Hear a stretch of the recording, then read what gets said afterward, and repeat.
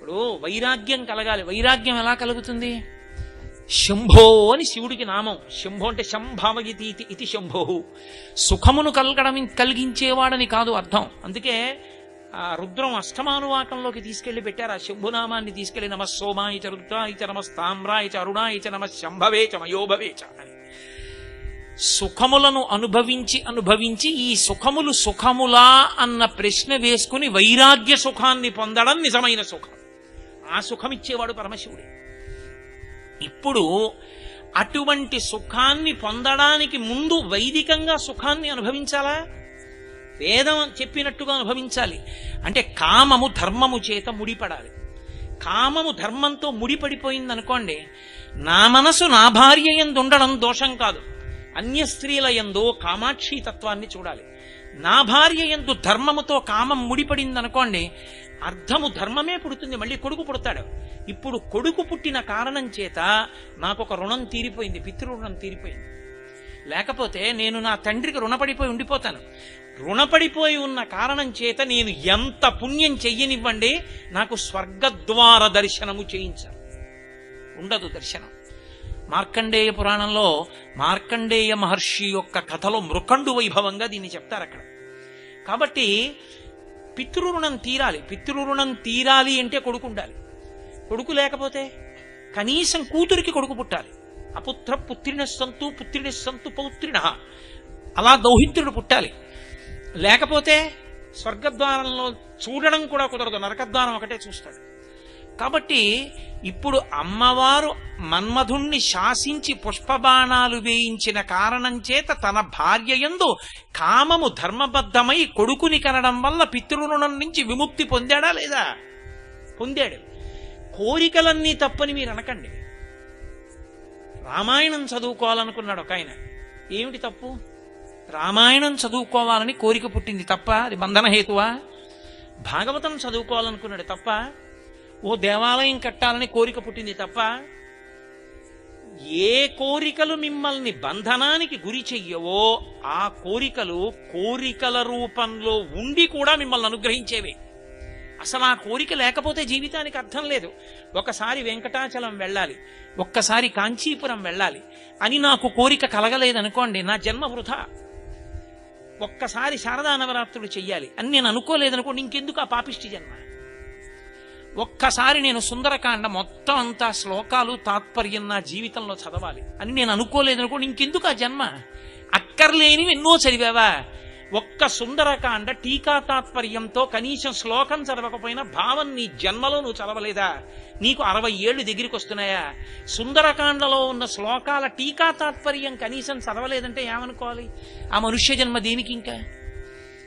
కాబట్టి ఒక ఉత్తమమైన కోరిక కలగకపోతే అసలు మనుష్యునికి సార్థకత ఎక్కడి నుంచి వస్తుంది? కాబట్టి ఉత్తమమైన కోరిక కలగడం అమ్మవారి చేతిలో ఉన్నటువంటి చెరుకు విల్లు నుంచి ప్రచోదనం. ఇంద్రియ లౌల్యానికి సంబంధించిన కోరిక పుట్టడం మన్మధుని పుష్పబాణంలోంచి పడేటటువంటి బాణం వల్ల ప్రయోజనం. ఇప్పుడు మన్మధుడు బాణం ఎప్పుడు ఆపుతాడు? అమ్మవారి ఇలా చూసి వెయ్యొద్దు అందనుకోండి, మన్మధుడు బాణం వేయడు. మన్మథ బాణములను వారి మీద వెయ్యవద్దు అని అమ్మవారు ఎవరి విషయంలో చెప్పిందో వారి మీద మన్మథుడు బాణం వేయడు. వెయ్యలేదనుకోండి, వారికి ఇంద్రియ లౌల్యం ఉండదు. వారు పరమేశ్వర భక్తి యందు రమించిపోతుంటారు. ఎంత సంతోషంగా ఉంటాడో! ఇంద్రియ సుఖముల చేత నువ్వు ఏ సుఖాన్ని పొందానని నువ్వు అనుకుంటున్నావో అది బంధన హేతువు, కూరుకుపోతున్నావు. ఒకడు ఊబిలో దిగాడు. ఊబి చాలా చల్లగా ఉంటుంది, ఎంత చల్లగానో ఉంటుంది ఊబి. ఆ చల్లగా ఉన్న ఊబిలో దిగిపోతున్నాడు. గ్రీష్మ ఋతువు ఒకతను ఒడ్డు నించున్నాడు. నీ ప్రారంధం అలా ఒడ్డు నించున్నావు, నేను చూడు ఎంత చల్లగా దిగిపోతున్నాడు, ఎంత హాయిగా ఉందో అన్నాడు. దిగిపోతున్న వాడికి చల్లగా ఉన్నట్టుంటుంది. చల్లగా ఉన్నట్టుగా ఉండి ఊబిలోకి దిగిపోవడం ప్రాణాంతకం. ఎండగా ఉన్నా ఒడ్డును నించోవడం అదృష్టం కాదు, ప్రాణం నిలబడుతుంది.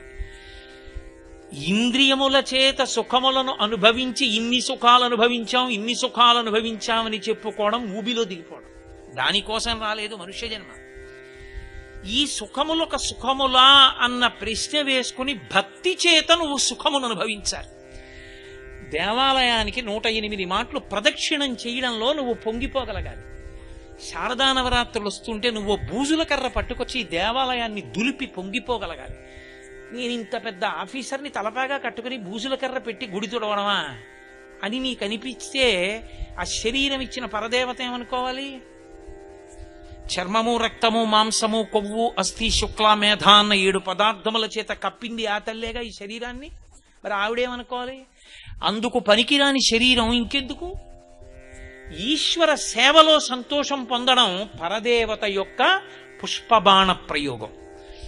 కేవలము ఇంద్రియముల వలన సుఖాలు పొంది చాలా సంతోషంగా ఉన్నాననుకోవడం మన్మథ బాణముల నుండి పడినటువంటి పుష్పబాణముల వలన సుఖాన్ని పొందడం. ఒక బాణాలు పడి సుఖంగా ఉన్నాననుకున్నవాడు పునర్జన్మలోకి వెడతాడు. మీకెందుకండి అంత బాధ అని మీరు నన్ను అడగచ్చు. బాగా అర్థం చేసుకోండి, నేను ఎందుకు దాని గురించి ఇంత చెప్తున్నాను అంటే, ఒక పెద్ద ప్రమాదం ఒకటి పొంచి ఉంటుంది. మన్మథ బాణములు పడడం వలన కలిగేటటువంటి సుఖములను అనుభవిస్తూ వెళ్ళిపోతే ఒక తీర్పు చెప్పే రోజు ఒకటి వస్తుంది. ఎందుకు వస్తుంది అంటారేమో. లలితా సహస్రనామ స్తోత్రంలో ధన్య అని ఒక నామం. ఆ నామానికి భాస్కరరాయల వారు వ్యాఖ్యానం చేశారు. భాస్కరరాయల వారు లలితాపరాభట్టారిక పరిపూర్ణ అనుగ్రహాన్ని పొందినటువంటి మహాపురుషులు వారు. వారు ఎంతటి మహాపురుషులంటే, పరదేవత అడిగింది ఆయన్ని లలితా సహస్రానికి భాష్యం చేయమంది. ఆయన అన్నారు, మే చేయనన్నాడు. ఎందుకు చేయమంది అమ్మవారు? ఎందుకు చేయనంటే ఏమిటి? రుణగ్రస్తుడు చేయకూడదు. నేను ఫలానా వారి దగ్గర అప్పుచ్చుకున్నాను, ప్రామిసరీ నోట్ రాశాను, ఆ నోట్ ఇంకా వారి దగ్గర ఉంది, అప్పున్నవాడు భాష్యం చేయకూడదు లలితకి, చేయనన్నారే. ఓ అలాగా అంది అమ్మవారు. ఆయన మర్నాడు ఉదయం సంధ్యావందనం చేసుకోవడానికి వచ్చి కూర్చున్నారు.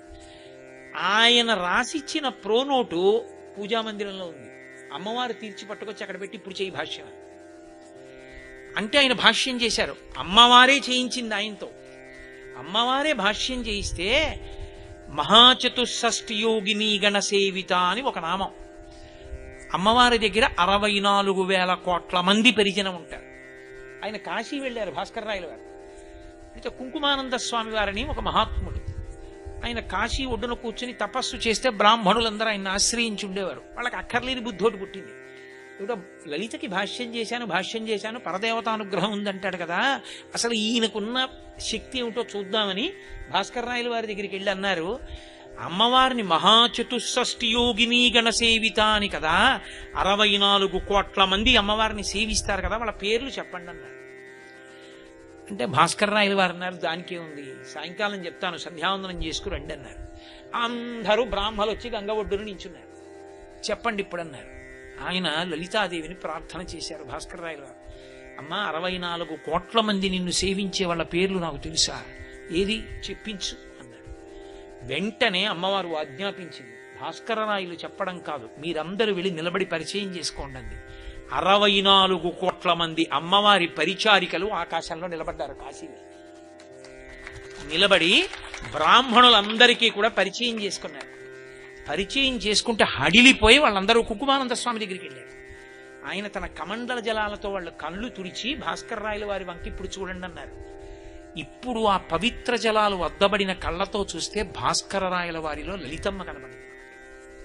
ఆయనే లలితా సూర్యుణ్ణి శపిస్తా అన్నారు ఆయన ఒకప్పుడు. హడిలిపోయాడు సూర్యుడు.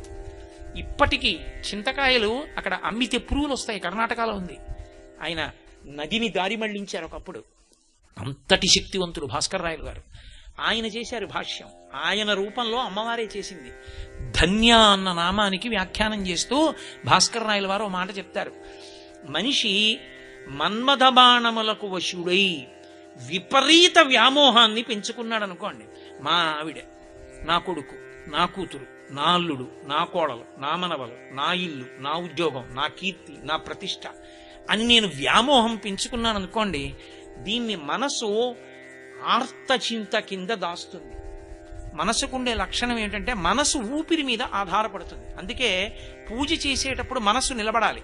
మనసు నిలబడాలంటే ప్రాణాయామం చేయాలి. అందుకే ఉత్తిష్టంతు భూత పిశాచాహ ఏతే భూమి భారకాహ చెప్పి ప్రాణాయామ్య అని ప్రాణాయామం చేయిస్తారు. చేయిస్తే ముక్కు పట్టుకోవడానికి కాదు, ప్రాణాయామం చేస్తే ఊపిరి నిబద్ధింపబడుతుంది.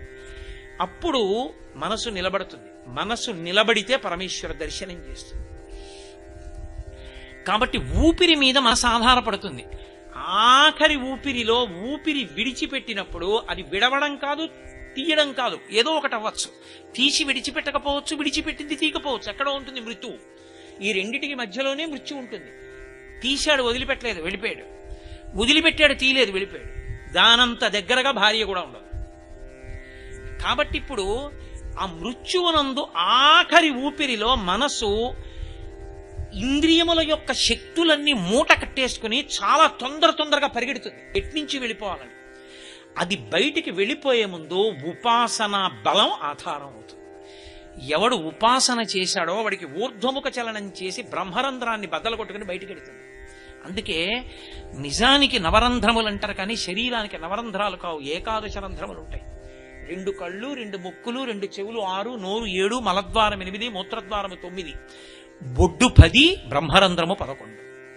ఒకటి ప్రవేశ ద్వారం, బయటికి రాగానే మూసేస్తారు బొడ్డు. నాభీరంధ్రం కోసేస్తే బొడ్డు మూసుకుపోతుంది, అందులోంచే వెళ్ళింది అమ్మ కడుపులో అన్నం. రెండవది బ్రహ్మరంధ్రం, అది ఎగ్జిట్, అది బయటికి వెళ్ళిపోయే ద్వారం. అందుకే సీమ అంటారు. సీమ అంటే హద్దు. హద్దు ఎక్కడ వరకో తెలుసా? ఇక్కడ వరకే. ఇది దాటి ముట్టుకోవడం కానీ, ఇది దాటి పాపట తీయడం కానీ చేయకూడదు. పాపట ఇక్కడ వరకే తీయాలి, ఇది దాటి వెళ్ళకూడదు. అందుకే సీమ అంటారు దాన్ని. శంకరాచార్యులు వారు దాని మీద ఒక అద్భుతమైన శ్లోకం చేశారు. అసలు ఆ శ్లోకం లాంటి శ్లోకం అద్భుతం, అటువంటి శ్లోకం చేశారు ఆయన. కాబట్టి ఆ ఇక్కడ వరకే తీసి జుట్టు 2గా విడిపోతుంది కాబట్టి పాపట అంటారు. మన కర్మ కొద్దీ దాన్ని పాపికొండలు అంటారు. పాపికొండలు కావు, పాపిడి కొండలు. శ్రీనాథుడు భీష్మఖండం చేశాడు. ఆ మీరు భీమఖండం చేశాడు. భీమఖండం చదివితే అందులో ఆయన పిలిచిన పేరేమిటో తెలుసా? పాపిడి కొండలు. గోదావరి అక్కడ వరకు వెళ్ళి మధ్యలో పర్వతం వస్తుంది, అక్కడ చీలిపోతుంది. ఇలా జుట్టు ఇలా దువ్వేసి మధ్యలో ఇలా తీస్తే ఎలా ఉంటుందో కొండలు అలా వస్తాయి. కాబట్టి పాపిడి కొండలు అంటారు. పాపట, పాపిడి ఇక్కడ వరకు తీస్తారు. ఇది దాటకూడదు, ఎందుకంటే ఇది బ్రహ్మరంధ్రం. దాన్ని కొట్టారనుకోండి, తీశారనుకోండి, వెళ్ళిపోతాడు జీవుడు. ఆఖరి ఊపిరిలో ఆఖరిసారి మనసు దేన్ని పట్టుకుందో బాగా దాన్ని స్మరిస్తుంది. దేన్ని స్మరించిందో దాన్ని ఆధారంగా బయటికి వెళ్తుంది. అది ఎంత శక్తివంతమైంది అన్న దాన్ని బట్టి నిర్గమం. ఈశ్వరుణ్ణి పట్టుకున్నాడు అనుకోండి, ఇది తెరుచుకుని వెళ్ళిపోతాడు, ఇక రాడని గుర్తు. అలా రాకుండా వెళ్ళిపోతే బొత్తిగా అన్యాయంగా చచ్చిపోయాడు, మళ్ళీ వస్తాడంటే వీడికి ఈశ్వరుడి మీద శ్రద్ధ లేదు అనుకుంటారేమోనని ఈ ద్వారం తెరుచుకున్నప్పుడు వేడికి పగిలిపోతుంది. అందుకని తీసుకెళ్లి కట్టెల మీద కాల్ చేసేటప్పుడు టప్ అని చప్పుడు వస్తుంది. ఏమిటో ఊరికే దీన్ని చూపించి అహంకారం పొందడమే కానీ కట్టెల మీద శరీరం కాలిపోవడం చూస్తే వైరాగ్యం వస్తుంది. కాళ్ళు కిందకి పెట్టి కాలుస్తారు, తల మీద పోస్తాడు మొట్టమొదట ఇంధనాన్ని పోసి వెలిగిస్తాడు. వెలిగిస్తే అది ఒక పట్టాన పేలదు, ఒక 20-25 నిమిషాలు పడుతుంది, దూరంగా నించోమంటారు. ఈ శరీరంలో ఉన్న రక్తం ఉబికి ముద్దలు ముద్దలుగా అరికాళ్ళలోంచి బయటికి వస్తుంటుంది, కనపడుతూ ఉంటుంది మనకి. అది టాప్ అని చప్పుడు వస్తుంది, పగిలిపోతుంది బ్రహ్మరంధ్రం. అప్పుడు చేయి చూపిస్తాడు, వెళ్ళిపోండి మీ అందరంటాడు. అయిపోయింది, ఆయన కపాల మోక్షం పొందాడు, స్నానం చేసి వెళ్ళిపోండి అంటారు. అప్పుడు ఈ 2 కాళ్ళని ఓ పెద్ద అట్ల కాళ్ళ లాంటిది కింద పెట్టి ఇలా ఎత్తి వెనక్కి పారేస్తాడు ఆ అగ్నిహోత్రంలో. ఇన్ని అల్లర్లు చేసి అక్కర్లేని తిరుగుళ్ళు తిరిగినవాడు 2 కాళ్ళు వెనక్కి పడిపెట్టి కాలిపోతాయి అగ్నిహోత్రం. శవదహనం చూస్తే ఈ పాటి దానికి గాయం తల్లరి శరీరంతో అనిపిస్తుంది. కాబట్టి ఆ పరమేశ్వరుడు ఆఖరి ఊపిరిలో నిర్గమం మనసు. దానికి ఉన్న లక్షణం ఏమిటో తెలుసా? శరీరంతో ఉండగా మన్మథ బాణములకే జీవితాంతం వశుడైతే, అన్నిటి మీద వ్యామోహం పెంచుకుని ఇలా చెయ్యేసుకుని నా అంత వాణ్ణి నేనని గర్వపడ్డాడు అనుకోండి, ఆర్తచింతతో వెళ్ళిపోతుంది. నా డబ్బు, నా భార్య, నా ఇల్లు, నా ఉద్యోగం, నా గొప్ప, నా పాండిత్యం, నా అందం, ఇవి ఆలోచిస్తూ వెడితే తిరియక్కవుతాడు. తిరియక్కంటే వెన్నుపాం అడ్డంగానే ఉంటుంది, అంటే జంతువు అవుతాడు. అంటే వాడికి ఇక స్వర్గద్వార దర్శనం ఉండదు. వాడికి అసలు శాస్త్రం వినడు, దేవాలయాలు అవి ఏముండవు, జంతువులు ఏముంది బయట తిరుగుతూ ఉంటాయి అంతే. వాడికి సంస్కారం ఉండదు, ఇంక భయంతో బతుకుతా, ఎప్పుడు ఏది చంపేస్తుందో తెలియదు. సాధారణంగా బలవన్మరణం జంతువుకి, అంటే తిరియక్కవుతాడు. రెండవది రౌద్రచింత, దానికి చెల్లెలు. నాకిది రాలేదు, వాళ్ళు కారణం అని కోపం పెట్టుకోవడం, వధించడం, కాల్చడం, మనస్సు ఆవేశంతో ఉండడం అలవాటు చేసుకున్నాడు అనుకోండి, ఆ రౌద్ర చింతతో వెళ్ళినా తిరియక్. మూడవ చింత ఉంటుంది, దాన్ని ధన్యచింత అంటారు. ధన్యచింత ఉన్నది అంటే గుర్తేమిటో తెలుసా? పరదేవతానుగ్రహం పొందాడు, అమ్మవారి చేతి బాణములు ఆయన మీద పడ్డాయని గుర్తు. అమ్మవారి చేతి పుష్పబాణములు పడ్డాయని గుర్తు ఏమిటంటే ఎప్పుడూ భగవంతుణ్ణి స్మరిస్తూ ఉంటాడు. ప్రతి దాంట్లో ఈశ్వరుణ్ణి చూస్తూ పొంగిపోతూ ఉంటాడు. ఎప్పుడు భగవంతుడి గురించి స్మరించి ఆనందపడిపోతూ ఉంటాడు. ఆనందపడిపోయి ఇంకా అది చదవాలి, ఇంకా ఇదేదో చూడాలి, ఇంకా ఏదో తెలుసుకోవాలి, బాగా ధ్యానం చెయ్యాలి, తపస్సు చెయ్యాలి, ఆత్మ ఎరుకలోకి రావాలి, అద్వైతానుభూతిని పొందాలి అనుకుంటూ ఉంటాడు. అది ధన్యచింత. అలా ఎవడనుకున్నాడో ఇక వాడికి జన్మ పరంపర తగ్గిపోయిందని గుర్తు. వాడు వచ్చే జన్మలో శాస్త్ర ప్రకాండుడైనటువంటి తండ్రి కడుపున పుట్టి, సహజంగా తండ్రి గురువు కాబట్టి మంచి విషయాల్ని అభ్యాసం చేసి తపస్సు చేసి ఈశ్వరుని యందు ఐక్యమైపోతాడు. కాబట్టి అది ధన్యచింత, అది అమ్మవారు. నాలుగవది ఉంటుంది, దాన్ని శుక్ల చింత అంటారు. శుక్ల చింత అంటే ఇక్కడే పండిపోతాడు. కొబ్బరికాయ కురుడి అయిపోయిందంటారు, లోపల గుడుగుడు గుడుగుడు వేలాడుతూ ఉంటుంది. ఆత్మ తానని తెలుసుకుని ఈ శరీరం నేదు కాదని విడిపోతాడు. ఇక పూర్ణాహుతిగా పనికొస్తుంది అలా కురుడి అయిపోతే.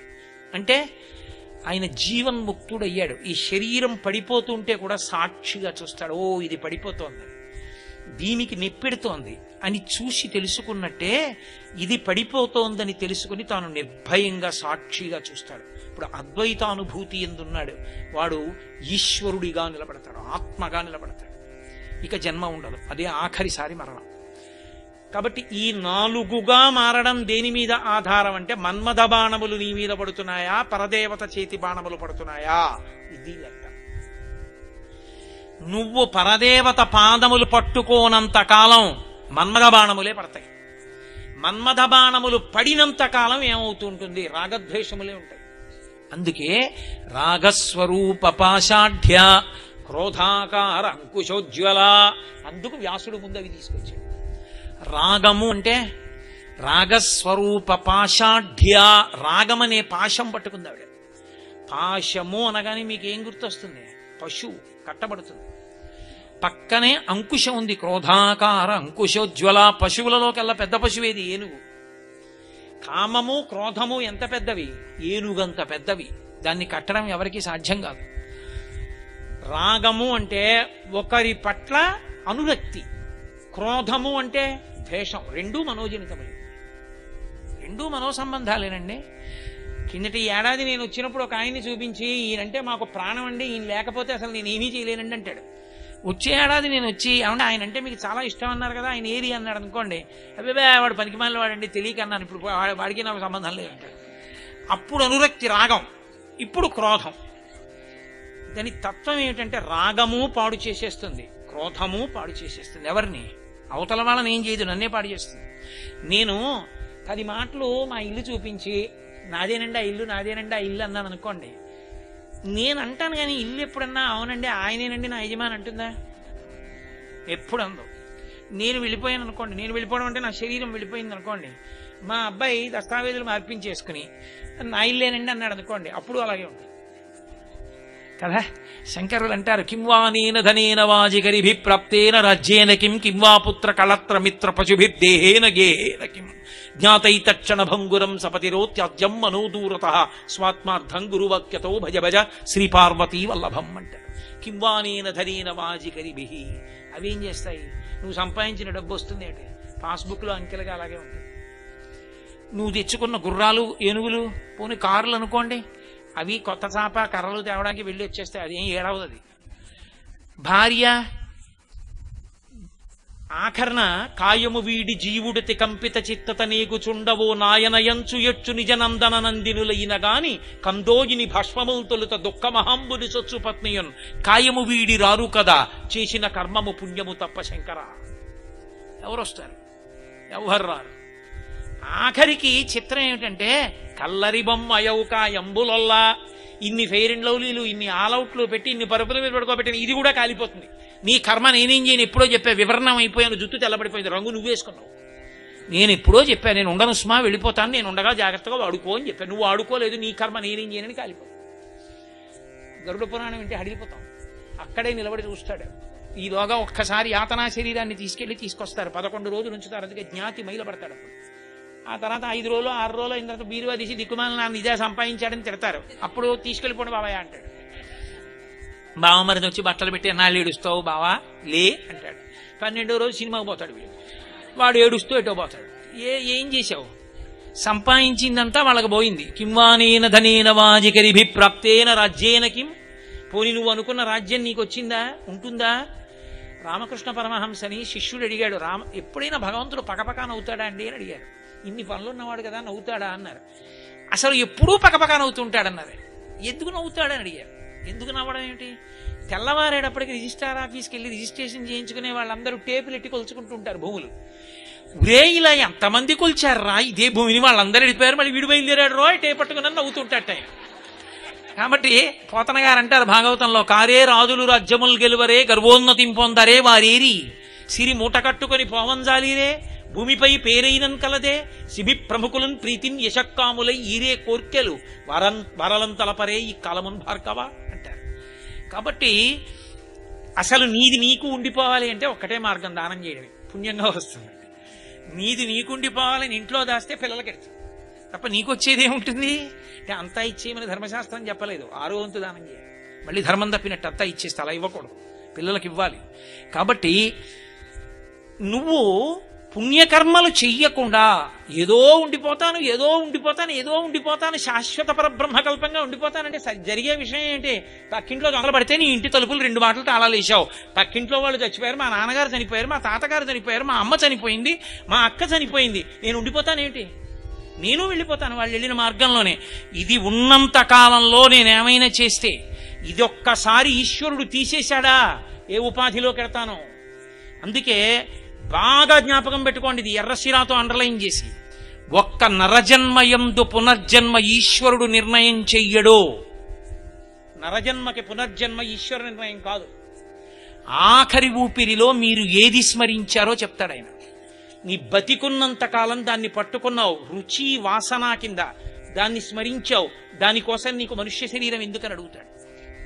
మనుష్యుడికి మాట ఉంది. ఎప్పుడైనా మంచి మాటలు చెప్పావా? ఎవరినైనా ఓదార్చావా? అహంకరించకుండా మాట్లాడావా? ఓ విష్ణు సహస్రం చదివావా? ఓ లలితా సహస్రం చదివావా? దీనితో పరమేశ్వరుడు ముందు ఇలా కైమోడ్చావా? ఎప్పుడైనా ప్రణిపాతం చేసి నేల మీద పడి నమస్కరించావా? ఈ భుజం మీద ఈశ్వరుడి పల్లకి కొమ్ము పెట్టుకున్నావా? ఓ దీనుడి కళ్ళు తుడిచావా? నీకున్నదాన్ని పెట్టి అవతలవాడు అనుభవిస్తుంటే సంతోషంగా నువ్వు చూశావా? ఏమీ లేని దానికి ఎందుకురా నరజన్మ నీకు? షడూర్ములు అనుభవించడానికి ఏ ప్రాణి అయినా చాలు. నిద్ర, మైథునము, ఆకలి, దప్పిక, జర, మరణము, ఈ 6 సమస్త ప్రాణులకు ఉన్నాయి. కాబట్టి ఆ షడూర్ములు అనుభవించడానికి ఏ ప్రాణి చాలదరా? వెళ్ళు ఇంకో తిరియక్కులోకి అంటాడు. తిరియక్కులోకి పోతాడు. మళ్ళీ కొన్ని కోట్ల జన్మలు ఎత్తితే కానీ మనుష్య జన్మ లేదు. అప్పుడు మాత్రం నీకు శాస్త్రంతో సంబంధం ఏర్పడుతుందని ఏం తెలుసు? పోనీ ఇన్నాళ్ళు ఉంటానని తెలుసా? నిత్యమా జీవితము నీటిపై బుగ్గ. నీటి మీద బుడగ ఎంతకాలం ఉంటుందో ఎవడికి తెలుసు? ఎవరికి తెలియదు. దంతంబుల్ పడనప్పుడే తనువుయందు ఆరూఢియున్నప్పుడే కాంతాసంఘము రోయనప్పుడే జరాక్రాంతంబు కానప్పుడే వింతల్ మేన చెరించునప్పుడే కురుల్ వెల్వెల్ల కానప్పుడే చింతింపన్వల మీ పదాంబుజములన్ శ్రీకాళహస్తీశ్వర అంటాడు ధూర్జటి. జుట్టు తెల్లబడిపోకముందు, అందరూ అసహ్యించుకోకముందు, పళ్ళు ఊడిపోకముందు నీకు ఒంట్లో జవసత్వాలుండగా ఈశ్వరుడు గురించి స్తోత్రం చెయ్యాలి. అప్పుడు ఈశ్వర సేవ చెయ్యాలి. లేని నాడు నువ్వేం చేస్తావు? వయసుడిగిపోయిన తర్వాత ఆచమనం చేయడానికి చెయ్యునికి పోతుంది. ఈ చేతిలో నీళ్లు వేసుకోలేవు, వేసుకున్న నీళ్లు కంటికి కనపడవు. ఎన్ని పోసుకున్నావో తెలియదు, చేతిదాకా నోటిదాకా చెయ్యి వస్తుందో తెలియదు, రాదో తెలియదు. కాబట్టి బతికియున్నన్నాళ్ళు నీ భజన తప్పను కాని మరణకాలమునందు మరతునేమో. ఆ వేళ యమదూతల అగ్రహంబున వచ్చి ప్రాణముల్ పెకలించి పట్టునప్పుడు కపవాత పైత్యముల్ కప్పగా శ్రమచేత కంపముద్భవమంది కష్టపడుచు నారాయణాయంచు నా జిహ్వతో నిన్ను పిలుతునో శ్రమచేత పిలువలేను నాటికిపుడి నీ నామస్మరణ చేత చివినిడవయ్య భూషణ వికాస శ్రీధర్మపుర నివాస దుష్ట సంహార నరసింహ దురిత దూర అంటాడు నృసింహశతకర్త. నీ ఓపిక ఉండగా చేసుకోవలసింది నిన్ను ఉద్ధరించుకోవాలి. ఉద్ధరేణ ఆత్మనాత్మానం. ఏదో ప్రయాణానికి పెట్టె సర్దుతున్నావు, ఇంకో 2 రోజుల్లో నేను వెళ్ళిపోతాను కాకినాడ, దాని కొరకు పెట్టె సర్దేస్తాను, రేపు సాయంకాలం నుంచో ఎల్లుండి పొద్దు నుంచో సర్దేస్తాను. కానీ నేను ఎల్లుండి సాయంకాలం బయలుదేరతానో, ఏ కారణం చేతనైనా ఇంకో రోజు ఉండవలసి వస్తుందో ఎవరికి తెలుసు? ఒక ప్రయాణం మాత్రం తథ్యం, దానికేం సర్దుతున్నావు? జీవుడు మళ్ళీ వెడతాడుగా ఇంకో శరీరంలో, ఆ శరీరంలో ఇలా పెట్టింది ఏదైనా ఉంటేగా నువ్వు ఇలా పట్టకుండా తినడం. దానికి ఏమైనా చేస్తున్నావా? లేకపోతే మన్మథ బాణములకు వశుడవైపోతే పాడైపోతావు. కాబట్టి ఆమె రాగస్వరూప పాషాఢ్య, అస్తమానం అక్కర్లేని వాటినన్నిటినీ కోరుకుంటూ ఉండడం, అవి తీరకపోతే ఎవరినో కారణం చెప్పి వాళ్ళని తిడుచుండడు. వాడు పనికిమాలిన వాడు, నేను ఒక్కడే పనికి వచ్చేవాడిని. బతికున్నంత కాలం నోరు విప్పితే ఆత్మస్తుతి పరనింద. ఒక్కనాడు ఈశ్వరుడి గురించి మాట్లాడడం ఉండదు. అవతల వారిలోని విభూతిని మన్నించలేవు, గౌరవించలేవు, మర్యాద చేయలేవు, మంచి మాట మాట్లాడలేవు. ఎప్పుడు చూసినా నీ అంత గొప్పవాడు లేడు, ఎప్పుడు చూసినా అవతలవాడు పనికి మాలినవాడు, నిన్నెవడు ఉద్ధరించగలడు? రాగస్వరూప పాషాఢ్య, క్రోధాకారాంకుశోజ్వల, ఏదో వస్తువు కావాలి నీకు, కోరిక, పాశం, అది తీరలేదు, ఎవరినో ఒకళ్ళని కారణం చెప్పి వాళ్ళని తిడుతూ ఉండడం. ఇప్పుడు నువ్వు ఎవరిని తిట్టావో వాళ్ళు ఆ తిట్లు పుచ్చుకోలేదనుకోండి, మీరు నాకు పట్టుకొచ్చో పంచి ఇచ్చారనుకోండి, నాకు వద్దమ్మా అన్నాను అనుకోండి, నాది అవుతుందా? అవదు. మీరు నన్ను తిట్టారనుకోండి, అమ్మ చాలా సంతోషం, నేను పుచ్చుకోవట్లేదు, నారాయణార్పణమస్తని వెళ్ళిపోయాను అనుకోండి, ఇప్పుడు నన్ను ఏమైనా బాధిస్తుందా? ఏమీ బాధించదు. కానీ మిమ్మల్ని బాధిస్తుంది. ఎందుకో తెలుసా? హరివీడ సాధ్యం కొల, ఇంత తిట్టినా నారాయణార్పణమస్తు అంటాడు ఏమిట్రా అని అంకుశం పెట్టి ఏనుగు కుంభస్థలం మీద పొడిస్తే ఎంత బాధో, అవతలవాడి మీద కోపం మనతలనే పొడుస్తుంది. ఏం చేశాడురా, ఎంత పని చేశాడురా అని ఆవేశపడిపోయి చెమటలు పట్టేస్తుంటాయి, కోప్పడిపోతుంటాడు. దానివల్ల రక్తపోటు పెరుగుతుంది. క్రోధకృత్కర్త విశ్వబాహుర్మహీతర. ఆ క్రోధం ఎంత పనైనా చేయించేస్తుంది. రామాయణంలో వాల్మీకి మహర్షి అంటారు, క్రుద్ధ పాపం నకుర్యాత్కః క్రుద్ధో హన్యాద్గురూనపి క్రుద్ధ పరుషయా వాచా నరం సాధు నదీక్షిపేత్. ఆ క్రోధమునకు వశుడైపోయిన వాడు గురువు గారిని కూడా చంపేస్తాడు. వాడికి చెయ్యవలసినది చెయ్యకూడనది అన్న యుక్తాయుక్త విచక్షణ నశించిపోతుంది. కాబట్టి కోపము చేత పాపము అది అహిత శత్రువు, రాగము శత్రువు, హితశత్రువు. చాలా అనుకూలంగా ఉన్నట్టు అనిపిస్తుంది కానీ అది శత్రువు. ఎందుకని? అది మనసులో చేరి పునర్జన్మకి కారణమవుతోంది మన్మథబాణం. ఇవి ఎప్పుడు ఆగుతాయి? అమ్మవారి పాదముల మీద పడాలి. అమ్మవారి పాదముల మీద పడితే అమ్మవారు చేతిలో పట్టుకుంది 5 బాణములు. 5 బాణములు పుష్పబాణములు, 5 పువ్వులే పట్టుకుంటుంది. 5 పువ్వులే ఎందుకు పట్టుకుంటుంది? ఇది మీరు సావధానంగా అర్థం చేసుకోగలిగితే, నేను మీకు అర్థమయ్యేటట్టు చెప్పగలిగితే ఖచ్చితంగా నేను మీకు ఒక హామీ ఇవ్వగలను. ఈ క్షణంలోనే మీకు చాలా పెద్ద వేదాంత రహస్యం అర్థమయ్యేటట్టు. అది మీకు అర్థమయ్యేటట్టు చెప్పలేకపోతే మీ తెలివి తక్కువని నేను అన్నాను. అలా చెప్పలేకపోయిన దోషం నాది. ఈశ్వరుడు ఎప్పటికైనా అందరికీ అర్థమయ్యే శక్తి, నాకు చెప్పగలిగిన శక్తిని నాకు ఇవ్వాలని ప్రార్థిస్తాను. మీ తప్పు కాదు, నా సాయి శక్తులా నేను ప్రయత్నిస్తా. బాగా గుర్తుపట్టండి. సుఖము, ఈ మాటకు అర్థం ఏమిటి? సుఖంగా ఉన్నాను అంటాడు, నేను సుఖం అనుభవించాను అంటాడు. చాలా తేలికగా మీకు అర్థం అవడానికి నేను ఒకటి చెప్తా, ఆలోచించండి. కన్నులున్నాయి, చూపు లేదు. ముక్కు ఉంది, వాసన లేదు. నాలుకుంది, రుచి తెలియదు. చర్మం ఉంది, స్పర్శ తెలియదు. చెవులున్నాయి, శబ్దం వినవు. మీకేమైనా సుఖం ఉందా? ఇంకా సుఖం లేకపోతే దుఃఖం లేదు. ఎందుకో తెలుసా? ఖ అంటే ఆకాశం. సు బాగుందని మీకు అనిపిస్తే అలా అనిపిస్తుంది. దు ఖ బాగులేదనిపిస్తే ఖ ఆకాశం అలాగే ఉంది. మబ్బులేస్తే మబ్బులేసాయంటారు, మబ్బులు లేస్తే మబ్బుల్లే ఉంటారు. ఆకాశానికి ఏ దోషం లేదు. మీకు సుఖంగా ఉండడం అంటే సుఖాలన్నీ దుఃఖాలన్నీ ఎందులో ఉన్నాయి? ఈ 5. మీరు ఆలోచించండి. ఈ 5 లేవనుకోండి, అసలు ఈ ప్రపంచంలో బ్రహ్మాండంలో ఉన్న ఏదైనా మీకు సుఖకారకమా? ఈ దేవాలయం ఉంది, మీకు నాకు ఏమైనా సుఖమా? కన్ను చూడదు, ఏం కట్టారో ఎవడికి తెలుసు? కట్టడం ఏంటి? ఎవడు కడతాడు దాన్ని? లోకంలో ఎవడికి కళ్ళు లేవు, ఎవడు కడతాడు దాన్ని? గుడి ఎవడు కడతాడు? లోపల విగ్రహం ఎవరికి కనపడుతుంది?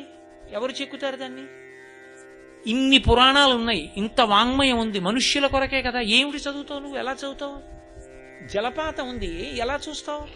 వీణానాదం ఉంది, ఏం వింటావు? తుమ్మిద ఝంకారం ఉంది, ఎలా వింటావు? మధుర పదార్థం ఉంది, ఎలా రుచి చూస్తావు? నీ కొడుకు వచ్చాడు, ఎలా ముట్టుకుంటావు?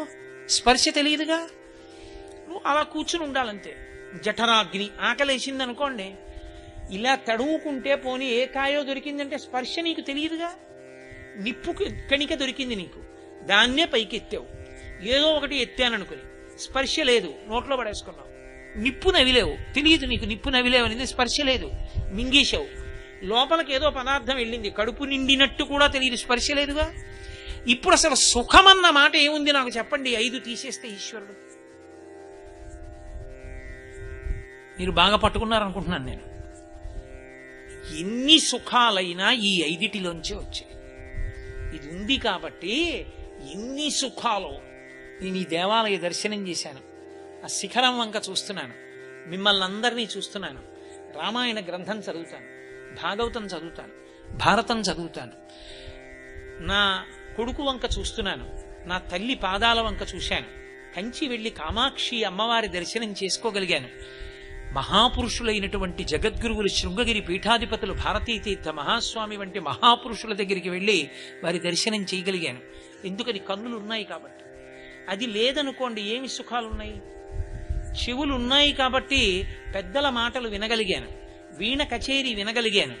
ఒక నాట్యం జరుగుతున్నప్పుడు పాదములకు పెట్టుకున్న అందెల యొక్క రవళి వినగలిగాను. సీతాకోక చిలుక చేసిన నాదం విన్నాను. మెరుపు వెనక ఉన్న పిడుగు ధ్వనిని విన్నాను. వేణువు యొక్క ధ్వనిని విన్నాను. పసిపిల్లాడు ఏడిచిన ఏడుపు, ఆ శబ్దం విన్నాను, ఆ ధ్వనిని విన్నాను.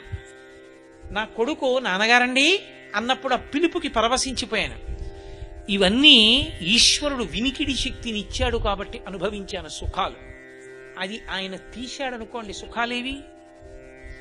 కాబట్టి సుఖములు అన్న మాటకు అర్థం ఏమిటి?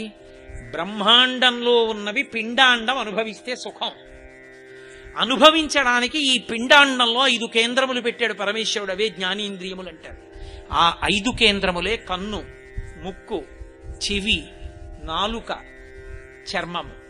ఈ 5 శక్తులతో బ్రహ్మాండంలో సుఖాల్ని అనుభవిస్తుంటాయి. ఇవి శబ్ద స్పర్శ రస రూప గంధములు అంటారు. ఒక్కొక్క దానికి ఒక్కొక్క శక్తి. ఇప్పుడు శబ్ద, చెవి వింటుంది, స్పర్శ చర్మం తెలుసుకుంటుంది, రస నాలుక రుచి చెప్తుంది, శబ్ద స్పర్శ రస రూప కన్ను చూస్తుంది, గంధ ముక్కు వాసన చూస్తుంది. దీని వలన సుఖాలు. ఇవి బ్రహ్మాండంలో ఉన్న పంచభూతములకు ఉంటాయి. బ్రహ్మాండంలో ఏమున్నాయి? పృథివీ ఆపస్ తేజో వాయురాకాశములున్నాయి. బ్రహ్మాండంలో పృథివీ ఉంది. ఈ పృథివీ అంతటికీ కూడా వాసన ఉంటుంది. పృథివీకి అందుకే చూడండి, వర్షం పడిందనుకోండి, మట్టి వాసన వస్తుంది. పృథివీలో వాసన లేకపోతే జాజి పువ్వుకి ఎక్కడి నుంచి వచ్చిందండి? ఎలా గ్రహించింది? పృథివీకి వాసన ఉంటుంది. పృథివీకి ఉన్న వాసనని ముక్కు పట్టుకుంది. పృథివీ, గంధ, ముక్కు అనుసంధానం. సుఖం అలా పొందుతాడు. బ్రహ్మాండముతో పిండాండం అనుసంధానం అవుతుంది. అలా శబ్ద, చెవి, ఆకాశము. శబ్దములన్నీ ఆకాశంలో కదా ప్రయాణిస్తున్నాయి, కనపడుతున్నాయా? ప్రయాణం చేస్తాయి ఆకాశంలోని. కాబట్టి శబ్ద, చెవి, ఆకాశ, స్పర్శ, చర్మ, బయట వాయువు. వాయువు వలన సుఖం తెలుస్తుంది కాబట్టి వాయువు. శబ్ద స్పర్శ రస, రుచి, నీరు. నీటి వలననే రుచి. నీరు లేకపోతే రుచి అందదు అసలు. మీరు బియ్యం తెచ్చుకుని అన్నం వండుకోవాలి, అగ్నిహోత్రం మీద పెడితే మాడిపోతుంది. అందులో నీళ్లు పోస్తేనే అన్నం అవుతుంది. కాయగూర నీళ్లు పోస్తేనే ఉడుకుతుంది. అసలు నీరు లేకపోతే బతకడు. కాబట్టి నీరే రుచి. నీరు, రుచి, నాలుక. బ్రహ్మాండం కేంద్రం, తన్మాత్ర. కాబట్టి శబ్ద స్పర్శ రస రూప, కన్ను, వెలుగు. ఈ 3. గంధ వాసన, ముక్కు, బయట ఉండేటటువంటి పృథివీ. పృథివీలోంచి కదా వాసన వస్తుందన్నాను. పృథివీ. పృథివాపస్తేజో వాయురాకాశములు, శబ్దస్పర్శ రసరూపగంధములు ఇక్కడ ఉన్నటువంటి 5 తన్మాత్రలు. ఇవి అనుసంధానం అవుతాయి. ఈ బ్రహ్మాండ పిండాండ అనుసంధానము ఎంతకాలమవుతుందో అంతకాలమే భవతి అంటారు. సంస్కృతంలో భవతి అంటే ఉన్నాడు. ఇది పరదేవత చేస్తుంది.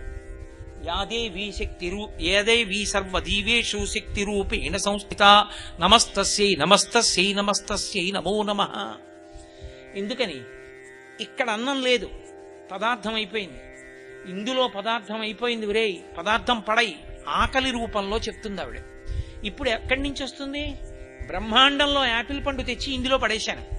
ఇందులో మళ్ళీ పిప్పి మిగిలింది పృథివీ. ఎవరు పుచ్చుకోవాలి? పృథివే పుచ్చుకుంటుంది.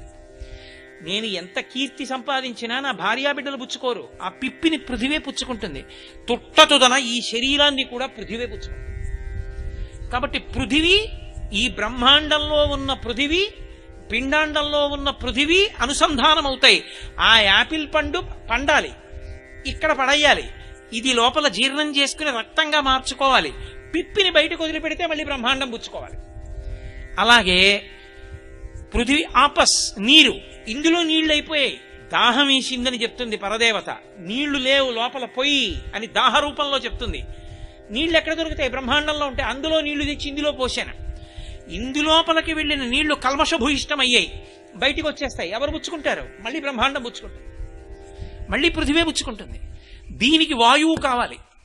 ఎక్కడి నుంచి పుచ్చుకుంటుంది? బ్రహ్మాండంలోంచి పుచ్చుకుంటుంది. ఊపిరిని తీసుకుంటుంది, వదిలిపెట్టేస్తుంది బయటికి, కల్మషభూయిష్టమైన ఊపిరిని. ఆ వాయువుని ఎవరు పుచ్చుకుంటారు? బ్రహ్మాండం పుచ్చుకుంటుంది. తేజస్సు, బయట వేడి ఎక్కువగా ఉంది, ఇందులో వేడి నియంత్రించాలి, చెమట పట్టించి నియంత్రిస్తుంది ఆవిడ వేడిని. ఆకాశము, లోపల రక్తకేశనాళికలు సన్నగా ఉంటాయి, నెత్తురు పరిగెత్తాలి, కొవ్వు అడ్డుపడకూడదు. ఆ జాగా అలా ఉండేటట్టుగా జాగ్రత్తగా చూడగలిగినటువంటి శక్తి పరదేవతా స్వరూపంతో ఉంటుంది. కాబట్టి ఇప్పుడు పిండాండము బ్రహ్మాండము అనుసంధానం చెందుతాయి. దీనికి ఆకలి అయ్యట్లేదు, ఎందుకనో ఏమి ఇబ్బంది లేదు, 2 రోజులు పర్వాలేదు, ఏదో ఒకటి తాగుతూ ఉండొచ్చు. ఇది నీరు పుచ్చుకోవట్లేదు, ప్రమాదం. డీహైడ్రేట్ అవుతుంది, పోసిన నీళ్లు బయటకు వెళ్ళిపోతున్నాయి, తొందరగా వెళ్ళిపోవాలి డాక్టర్ గారి దగ్గరికి. ఒక భూతం కన్నా ఒక భూతంతో అనుసంధానం ప్రమాదం. దీనికి వాయువు అందట్లేదు, ఊపిరి పుచ్చుకోవట్లే, ఎగూపిరి వస్తోంది, గంట కూడా ఉండకూడదు, వెంటనే వెళ్ళిపోవాలి. ఇవి తేజో. వేడి ఎక్కువైంది దీంట్లో, లేదా వేడి తక్కువైంది, వెళ్ళిపోవాలి హాస్పిటల్కి. ఈశ్వరాంశ, అందుకే ప్రథమో దైవ్యోభిషకో. అప్పుడు వైద్యుడు దీన్ని మళ్ళీ దిద్దుతాడు, బ్రహ్మాండ పిండాండాల్ని అనుసంధానం చేస్తాడు. ఆగిపోయింది అనుకోండి అనుసంధానం, దీనికి వేడి లేదు, దీనిలోకి వాయువు వెళ్ళటం లేదు, పైకి రావట్లేదు. దీనిలోకి పృథివి వేస్తే పుచ్చుకోదు, అందులోంచి పృథివి పైకి రాదు. ఇది బిగిసిపోయింది, ఇది నీళ్లు పుచ్చుకోదు. అప్పుడిక ఇది లేదు, ఇది పనిచేయదు, ఇది శివం కాదు శవం, ఇది బ్రహ్మాండంతో అనుసంధానం అవ్వట్లేదు. కాబట్టి దీన్ని బ్రహ్మాండానికి ఇచ్చేయండి అని కలిపేస్తారు పంచభూతాలు. ఎవరు అన్వయం చేస్తున్నారు బ్రహ్మాండ పిండాండాల్ని? ప్రతి క్షణం నువ్వు నిద్రపోతున్నా ఊపిరి తీయించి విడిచిపెడుతున్నది ఎవరు? ఆవిడ శాసనం అయిందనుకోండి, ఇక తీడు. 1,000,000 మంది వైద్యులు కూడి వచ్చినా కాని మరణమయ్యడి వ్యాధి మాన్పలేరు. అది పరదేవత. ఇది ఆవిడ చేతిలో ఉన్న 5 బాణాలు. అవి అర్థమైతే ఆవిడకి నమస్కరించకుండా బ్రతికిన బ్రతుకు ఎంత కృతజ్ఞపు బ్రతుకో అర్థమవుతుంది. ఈ 5 పువ్వులే పట్టుకుంటుంది ఆవిడ. కారణం ఏమిటో తెలుసా? పంచతన్మాత్రలైనటువంటి శబ్ద స్పర్శ రస రూప గంధములను చెప్పడానికి పువ్వు ఒక్కటే సరిపోతుంది. శబ్ద పక్కన పెట్టండి, స్పర్శ ముట్టుకుంటే అతి సుకుమారంగా ఉండేది పువ్వే. స్పర్శ రస, ప్రతి పువ్వులోనూ తేనె ఉంటుంది. అది పిండి అయిపోయిన తర్వాత, కాయ అయిపోయిన తర్వాత చేదుగా ఉండొచ్చేమో కాకరకాయ, కానీ పువ్వుగా ఉన్నప్పుడు మాత్రం మకరందం ఉంటుంది. కాబట్టి పువ్వునందు రసం ఉన్నది, తేనె ఉన్నది. కాబట్టి రస రూప మంచి అందంగా ఉంటుంది. ఏ పువ్వు చూడండి, గడ్డి పువ్వు కూడా అందంగా ఉంటుంది. గంధ, సువాసన ఉంటుంది. శబ్ద, పువ్వుకి శబ్దం ఉంది. పువ్వులకి శబ్దం ఎక్కడుందండి? మేము ఎప్పుడు వినలేదనొచ్చు మీరు. తుమ్మెదల ఝంకారం అంతా ఎవరి కోసం? పువ్వుల కోసమే. ఇప్పుడు మీరు నా కోసమని తెచ్చి ఇక్కడ పంచె పెట్టారనుకోండి, నా కోసమే తెచ్చారు, ఈ దండ నాకు వేశారు. ఇప్పుడు ఈ దండ ఎవరిది? నాదే. నేను ఇది మెళ్ళో వేసుకుని ఇంటికి వెళ్ళక్కర్లేదు, నేను ఇలా చేత్తో పట్టుకుని వెళ్ళిపోయినా నాదే. ఒకవేళ నేను ఇది ఇక్కడ విడిచిపెట్టి వెళ్ళిపోయాను అనుకోండి, అప్పుడు ఈ దండ ఎవరిదని చెప్తారు మీరు? కోటేశ్వరరావు గారు ఆయన పట్టుకెళ్ళలేదు, ఆయన ఈ దండ ఇక్కడ విడిచిపెట్టారు, బహుశా అందరినీ తీసుకోమని మనం తీసుకోవచ్చు అనొచ్చు. కాబట్టి నా కొరకు చేయబడినది నాదే. మీరు తేనె తీసుకొచ్చి పాత్రలో అక్కడ పెట్టండి, తుమ్మెద తాగదు, పువ్వులోదే తాగుతుంది. పువ్వులోని మకరందం కోసం తుమ్మెద ఝంకారం చేసింది, కాబట్టి ఆ ఝంకారములన్నీ పువ్వులవే. కాబట్టి పువ్వులకు శబ్దాలున్నాయి, తుమ్మెదల ఝంకారాలే పువ్వులు. కాబట్టి పువ్వుకి శబ్దం ఉంది. శబ్ద స్పర్శ రస రూప గంధములన్న 5 తన్మాత్రలు చూపించడానికి ఈ సృష్టిలో సరిపోయేటటువంటి ఒకే ఒక్క వస్తువు పువ్వు. అందుకే అమ్మవారు 5 పుష్పబాణాలు పట్టుకుంటుంది. కాబట్టి ఇప్పుడు రాగస్వరూప పాషాఢ్య క్రోధాకార అంకుశోజ్వల మనోరూపేక్షుకోదండ పంచతన్మాత్రసాయక. ఇప్పుడు ఆ తల్లి చేతి పాశం పడిందనుకోండి మన మీద, ఏ పాశం పడితే మిగిలిన పాశములు వదిలిపెడతాయో ఆ పాశం ఆవిడ చేతి పాశం. ఆ పాశానికి ఏమని పేరో తెలుసా? భక్తి పాశం అని పేరు. ఆవిడ చేతి పాశం వేసి దగ్గరికి లాక్కుందనుకోండి, పాదాల దగ్గరికి, మీరేదో బట్ట విప్పి ఇంకో రంగు బట్ట ఏదో కట్టేసుకుంటారనుకోకూడదు. మీరు ఈ సంసారాన్ని విడిచిపెట్టి ఎక్కడికో వెళ్ళిపోతారని మీరేమనుకోక్కర్లేదు. ఎలా ఉన్నారో అలాగే ఉంటారు. కానీ మార్పు ఎక్కడొస్తుంది అంటే మనసులో వస్తుంది. అది ఎలా వస్తుంది అంటే సీతాంశుధరునించు చిత్తంబు చిత్తంబు భవు సమర్చన చేయు పాణిపాణి ప్రమథనాదుని గొల్చు పదములు పదములు శివుని సన్నుతి చేయు జిహ్వ జిహ్వ విశ్వేశు కథవిను వీనులు వీనులు కాలకాలుని చూచు కనులు కనులు పరమేశు కొల్చెడి భాగ్యంబు భాగ్యంబు దర్పకారికి నుంచు తనువు తనువు పురహరు కొల్వబూనెడి బుద్ధి బుద్ధి శ్రీశసాయకునకు మొక్కు శిరము శిరము శంకరుని చదవబడిసిన చదువు చదువు శివుని ముందర ఉంచిన శిరము శిరము. పరమేశ్వరుడి సేవగా సుఖములను అనుభవిస్తారు. ఇప్పుడు అవి బంధనములు కావు. నా కొడుకు పూర్వం మా అబ్బాయి అని పొంగిపోయేవాడిని. పరమేశ్వర అనుగ్రహం, ఈశ్వరుడు నాకు కొడుకునిచ్చాడు. ఇప్పుడు అన్నిటికీ ముందు ఈశ్వరుడు ఉంటాడు. నాకు అనుకూలవతి అయిన భార్య, ఈశ్వరుడి అనుగ్రహం. నాకు ఇల్లుంది, పరమేశ్వర కృప, స్వగృహే అని సంకల్పం చెప్పుకోమన్నాడు. నాకు 4 మాటలు చెప్పుకునేటటువంటి అదృష్టాన్ని ఈశ్వరుడు ఇచ్చాడు. పరదేవత నన్ను అనుగ్రహించి ఆవిడే నాలోని ఊపిరై, ఆవిడే నా మేధస్సులో జ్ఞాపక శక్తి అయి, నా భావములను మాటలుగా మార్చడానికి వాయువుని రూపాంతరం చెందించి వాక్కులుగా పైకొచ్చి కోటేశ్వరరావు గారు ఇది చెప్పాడన్న కీర్తిని నాకు కట్టపెట్టింది ఆ తల్లి. ఆ తల్లి వాక్కుగా మారకపోయి పైకి రాకపోతే, వాగ్దేవి నన్ను అనుగ్రహించకపోతే ఇంత పెద్ద వేదిక మీద నన్ను ఎందుకు కూర్చోబెట్టి మీరు కింద కూర్చుంటారు? ఆ తల్లి యశస్విని, కీర్తి నాకిచ్చింది. కొడుక్కి అరటిపండు పెట్టి అరటిపండు తింటున్న కొడుకుని చూసి తల్లి సంతోషించినట్టు ఆ తల్లియే జ్ఞాపక శక్తి అయి, ఆ తల్లియే మేధాశక్తి అయి, ఆ తల్లియే నాలోని ఊపిరి అయి, ఆ తల్లి నా ఊపిరిని వాక్కులుగా మార్చి మీకు అర్థమయ్యేటట్టు నా చేత చెప్పించి చెప్పాడన్న కీర్తిని నాకు కట్టబెట్టింది ఆ తల్లి. ఇది నేను ఆమె పాదముల దగ్గర న్యాసం చేస్తే భక్తి. అవును, నేనే అంటే అహంకారం. కాబట్టి అది భక్తి పాశం అంటారు దాన్ని. ఆ పాశం పడితే మిగిలిన పాశములు వదులవుతాయి. ఆ పాశములు ఇక మిమ్మల్ని పట్టుకోవు. ఈ ఒక్క పాశం కాని పడిందా మిగిలిన పాశములు ఏవి మీ మీద పనిచేయవు. ఎందుకని? అన్ని పాశములకు పైన ఆ పాశం ఉంది. పరదేవతానుగ్రహం అంటుంటాడు. నేను చెప్పడం ఏమిటమ్మా, ఎవరో ఆ తల్లి అందరికి అర్థమయ్యేటట్టు చెప్పాడన్నారు. రేపు సంధ్యావందనం చేసుకుంటూ, అమ్మా వాగ్దేవి, నా నాలుక మీద నిలబడి నలుగురికి అర్థమయ్యేట్టు చెప్పించావా అమ్మా? సమయోచితంగా పలికించిన నీ పాదముల యందు నిరంతరం నా భక్తి ఇలాగే నిలబడేటట్టుగా నన్ను అనుగ్రహించమ్మా అని నేను అన్నాను అనుకోండి, అది నాకు ఎందుకు అహంకారాన్ని కల్పిస్తుంది. అవును, నా అంతవాణ్ణి నేనే అన్నాను అనుకోండి, అప్పుడు పతనం వస్తుంది. నేను ఈశ్వరుడి పనిముట్టుని అనుకున్నప్పుడు పైన పట్టుకున్న చెయ్యి ఒకటి ఉంది. పటకార పాలగిన్నెని పట్టుకుంది, నేనే పట్టుకున్నాను పాలగిన్నెని వేడిగిన్నెని పటకార అందనుకోండి, పైన చెయ్యి వదిలేసింది అనుకోండి, పట్టుకుంటున్నా పటకార? గిన్నెని పట్టుకున్న పటకారని పైన పట్టుకున్న చెయ్యి ఒకటి ఉన్నది. ఆ చెయ్యి పట్టుకోకపోతే పటకార పాలగిన్నె పట్టుకోదు. నేను పటకార లాంటి వాణ్ణి. నేను శాస్త్రాన్ని పట్టుకోవడానికి నన్ను పైన పరదేవత పట్టుకుంది. ఆవిడ పట్టు వదిలితే నేను శాస్త్రాన్ని పట్టుకోలేను. ఆ పట్టు ప్రధానం. ఆ పట్టు దేని వల్ల పోతుందంటే, నేనే పటకారను అహంకరిస్తే ఆ చెయ్యి వదిలేస్తుంది నన్ను. ఆ చెయ్యి ప్రధానమని నేను అనుకుంటే పట్టుకున్న చేతిని నేను మరిచిపోకుండా ఉండాలి. అది ధన్యం.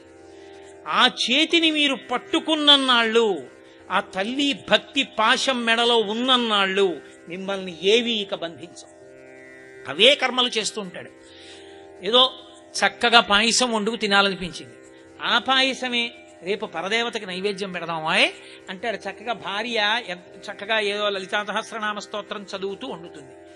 దాన్ని చక్కగా తీసుకొచ్చి అక్కడ పెట్టి అమ్మవారికి నైవేద్యం పెట్టి అమ్మవారు బంగారు పాత్రతో పట్టుకుని తాగి అక్కడ పెడితే శుద్ధాచమనీయం ఇస్తే ఆవిడ తాగి చేయి కడుక్కుని మీరిచ్చిన ఉత్తరీయంతో ఆవిడ ఇలా నోరు తుడుచుకుని ఎంతో సంతోషించిందని భావించి మా అమ్మ ఉచ్ఛిష్టమని పుచ్చుకుంటాడు. అప్పుడు తాగాడు పాయసం, ఇప్పుడు తాగాడు పాయసం. అప్పుడు తాగిన పాయసం తన కొరకు, ఇప్పుడు తాగిన పాయసం పరదేవత ఉచ్ఛిష్టం, నీ జీవిత నివేదనం. అన్నీ ఆవిడ అనుగ్రహం. ఇప్పుడు ఏవి నిన్ను బంధిస్తాయి? జీవితమే ప్రసాదమైపోయింది. ఇప్పుడు అన్నీ ఆ తల్లి అనుగ్రహం. మరి కష్టం వస్తేనండి పరమేశ్వరానుగ్రహం. ఏ జన్మలోనో పాపం చేశాను, ఈ చిన్న కష్టం రూపంలో ఈశ్వరుడు తీసేశాడు. ఈశ్వర, కష్టాన్ని భరించగలిగిన శక్తి తప్ప కష్టం వచ్చిందని నీ పాదాలు వదలకుండా ఉండగలిగిన శక్తిని అనాలి. అందుకే దూర్జటి కాళహస్తీశ్వర శతకం చేస్తే నిన్ను సేవింపక నాపదల్పడమని నిత్యోత్సవం బబ్బని జనమాతృండనని సంసార మోహంబు పైగొనని జ్ఞానముగల్గని గ్రహగతులు కుందింపని మేలు వచ్చిన రాణి అవి నాకు భూషణములే శ్రీకాళహస్తీశ్వర అంటాడు. అవి నాకు భూషణములు, మీ పాదాలు మాత్రం వదలకూడదంటాడు. కుంతీదేవి కృష్ణ భగవానుడి ప్రార్థిస్తూ భాగవతంలో ఒక మాట అంటుంది, యాదవులందు పాండు సుతులందు నాకు మోహవిచ్ఛేదము చేయుమయ్య ఘనసింధువు చేరిడి గంగభంగి నీపాద సరోజ చింతనముపై అనిశము మదీయ వృత్తి అత్యాదర వృత్తితో గదియగనట్లు చేయగతయ్య ఈశ్వర అంటుంది. మన్మథ బాణాలు ఇప్పుడు ఆగిపోతాయంటే తల్లిలా చేయి చూపించాలి, ఆప్చి. వాళ్ళు మార్పు వచ్చింది, వాడు మారాలనుకుంటున్నాడు, వాడు శరీరాన్ని సక్రమంగా వాడాలనుకుంటున్నాడు. వెంటనే మన్మథ బాణం పట్టం ఆగిపోతుంది, ఇంద్రియ లౌల్యం ఆగుతుంది. ఇప్పుడు పరదేవత చేతి బాణములు పడతాయి.